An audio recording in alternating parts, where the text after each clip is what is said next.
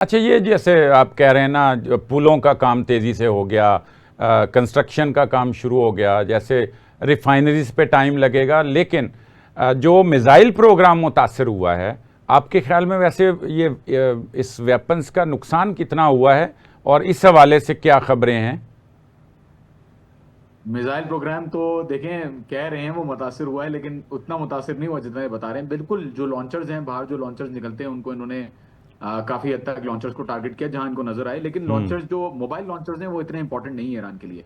हाँ। मेन जो ईरान की जो स्ट्रेटेजी है वो ये है कि 400-500 मीटर नीचे जो मिसिल्स का जो इन्होंने जखीरा रखा हुआ है, और वहां से जो लॉन्चर ऊपर से आपने देखा होगा, वीडियोस बड़ी बड़ी आई हैं उसके अंदर, तो जहाज तक उन्होंने टनल्स के अंदर जो है ना वो रखे हुए हैं। मेरे पास वीडियोस है, मैं अगर आपको भेज दूंगा तो भेज भी दूंगा। हम्म। जहाज भी वीडियो नजर आ रहा है कि जहाज भी टनल्स के अंदर रखे हुए हैं, और ये टनल्स इतना नीचे हैं कि यूनाइटेड स्टेट्स आके रोजाना उनके ऊपर 10-12 मिसाइलें गिराता था, और उन्हीं जगहों से फिर हमें मिसाइलें निकलती हुई नजर आती थी।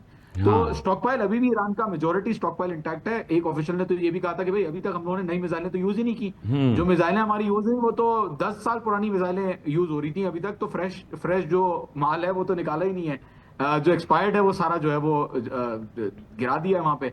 जबकि दूसरी तरफ अगर आप देखें तो दूसरी तरफ उनके जो इंटरसेप्टर्स हैं वो भी किसी हद तक डिस्ट्रॉय और डैमेज हुए हैं। हम्म। थार्ड इंटरसेप्टर्स हो गए, पेट्रियट सिस्टम्स हो गए, तो उनकी तो बुरी हालत है जी। तो आई थिंक यहाँ पे कंपैरिजन नहीं हो सकता इन दोनों चीजों का, क्योंकि ईरान की अभी भी मिलिट्री कैपेसिटी, बैलिस्टिक मिसाइल की पर्टिकुलरली कैपेसिटी बहुत ज्यादा है। नेवी में अगर आप देखें, हॉर्मोज में वो कह रहा था कि मैं बंद कर दूंगा, ये कर दूंगा, वो कर दूंगा, क्या किया? कुछ भी हम्म। नहीं किया। आराम से ईरानी टैंकर जो है वो जूस पीते हुए जा रहे थे और उनको कोई नहीं रोक रहा था। तो एक मजाका खेज जो है वो इन्वायरमेंट क्रिएट किया डोनाल्ड ट्रंप ने, जिसका कोई रियलिटी में कोई बुनियाद नहीं है। 9 मिलियन बैरल, साजिद साहब, 9 मिलियन बैरल ईरान लेके जा चुका था। जब तक कल तक जो खबर थी, 9 मिलियन बैरल लेके आ चुका था हम्म। नेवल ब्लॉकेड के बावजूद। माशाल्लाह। अच्छा, आपको मुज़ाकरात का अमल कब शुरू होता हुआ दिखाई दे रहा है और ख़ास तौर पे ईरानी वफ्द कब रवाना होगा? देखिए इंशाल्लाह जल्द मुझे लग खबर आएगी। आज तो छुट्टी थी तो कोई प्रेस कॉन्फ्रेंस या ब्रीफिंग नहीं हुई। हम्म। इंशाल्लाह जल्द इसके ऊपर खबर आने वाली है, क्योंकि प्री कंडीशंस अब ऑलमोस्ट मीट हो गई हैं। हम्म। लबनान के ऊपर जो इशू था, आपको याद होगा, लबनान में पहले भी इशू हुआ था जिसमें वक्त जो था वो रुक गया था, लेट निकला था। हम्म। और अभी लबनान का इशू रिजॉल्व हो चुका है। तो हम्म। डोनाल्ड ट्रंप ने भी कह दिया कि हिजबुल्लाह जो है वो सीज फायर का हिस्सा है। अभी हम्म। इसराइल के ऊपर जो कंट्रोल है वो बहुत ज्यादा आ गया है, ना सिर्फ अमेरिका की तरफ से बल्कि रशिया, चाइना, पूरे तमाम ममालिक जो है वो प्रेशराइज कर रहे हैं इसराइल को। और किसी भी तरीके से मेरे ख्याल में अब इसराइल वायलेट नहीं करेगा, अगर समझदार है तो नहीं करेगा। और ईरान ने क्लियरली वार्निंग दे दी थी इसराइल को कि अगर आप तुम करोगे तो हम तुम्हारे ऊपर मिसाइलें दागेंगे।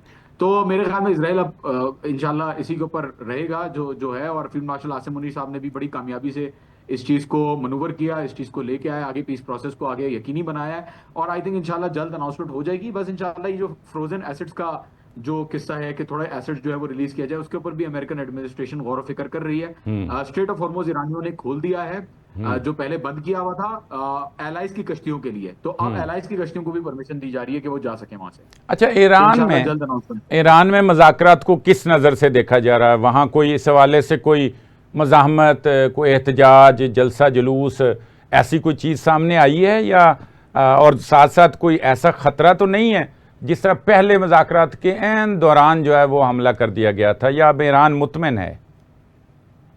देखिए ये खदशात तो हैं पब्लिक के अंदर, मिक्स रिएक्शन है। मतलब कि अभी जो मसला चल रहा है वही चल रहा है। काफी लोग इजहार कर रहे हैं कि भाई अमेरिका हमला कर सकता है, आप दोबारा हम्म। अमेरिका के साथ ना बैठे हैं, आप जंग जीत रहे थे, आप क्यों नहीं कंटिन्यू कर रहे?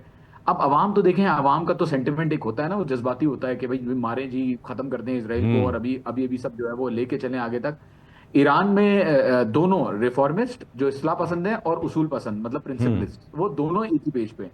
डॉक्टर कालीबाफ सिपा के, जाहिर है सिपा के ऑफिशियल रह चुके हैं। हम्म। उन्होंने लीड किया निगोशिएशंस को, खातिम अल अंबिया के साथ मीटिंग हुई फील्ड मार्शल आसिम मुनीर साहब की। हम्म। और सब जो है वो रेडी है कि सीज फायर को परमानेंट हल जो है उसके अंदर निकाला जाए, क्योंकि जाहिर है जंग जितनी तुलानी होती है उतना सबके लिए मसला होता है, सिर्फ हम्म। एक अमेरिका के लिए नहीं बल्कि ईरान के लिए भी जो है वो मसले मसाइल चलते रहेंगे।